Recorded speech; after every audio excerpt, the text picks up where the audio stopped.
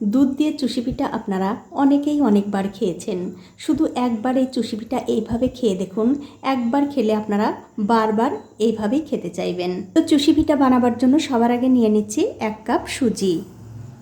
এবারে গ্যাসের ফ্লেমটা একদম লোতে রেখে এই সুজিগুলো একটু ভেজে নিতে হবে। তো এই দেখুন সুজি কিন্তু ভালো করে ভেজে নিয়েছি।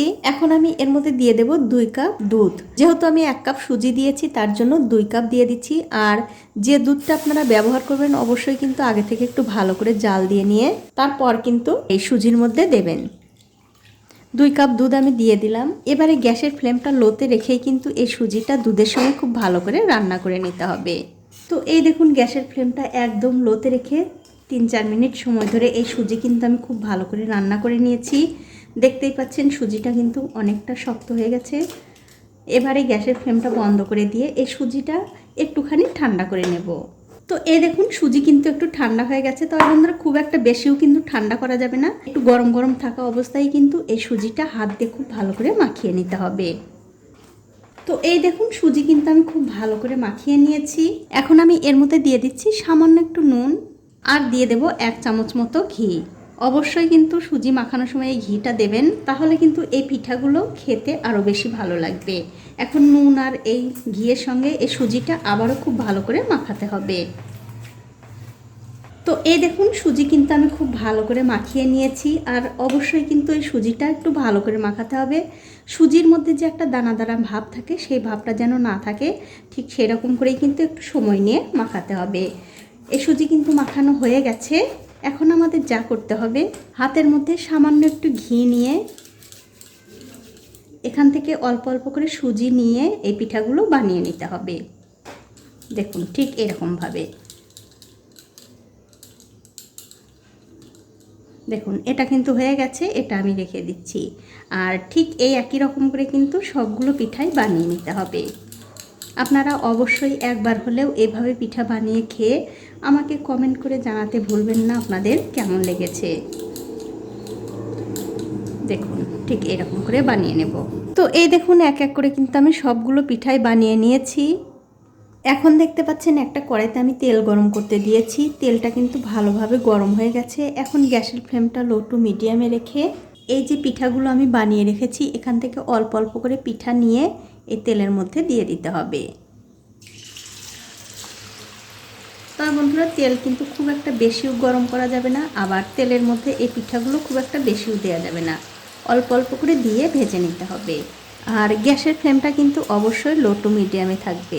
আর পিঠাগুলো ভেজে কিন্তু একদম লাল করে ফেলা যাবে না, একটু যাতে সাদা সাদা থাকে সেই দিকটা খেয়াল রেখেই কিন্তু এই পিঠাগুলো ভাজতে হবে। এই দেখুন পিঠাগুলো কিন্তু আমি খুব ভালো করে ভেজে নিয়েছি। এখন আমি এই পিঠাগুলো তুলে নিচ্ছি। তুলে নিয়ে অন্য একটা প্লেটে রেখে দেব। আর ঠিক এই একই রকম করে কিন্তু সবগুলো পিঠাই ভেজে নিতে হবে। তো এই দেখুন এক এক করে কিন্তু আমি সবগুলো পিঠা ভেজে নিয়েছি। এখন আমি ওই কড়াইতেই দিয়ে দিচ্ছি 1 কাপ চিনি। যেহেতু আমি 1 কাপ সুজি নিয়েছি তার জন্য 1 কাপ চিনি দিলাম। আর তার সাথে দিয়ে দেব 1 কাপ জল। এবারে এই চিনি আর জলটা একটু ভালো করে জাল দিয়ে নিতে হবে। তো এই দেখুন চিনি আর জলটা কিন্তু আমি খুব ভালো করে জাল দিয়ে নিয়েছি। এখন এর মধ্যে দিয়ে দিচ্ছি 2টো সাদা এলাচ। আর বন্ধুরা এই চিনির রসটা আপনারা কিভাবে জাল দেবেন সেটা আমি আপনাদের দেখিয়ে দিচ্ছি।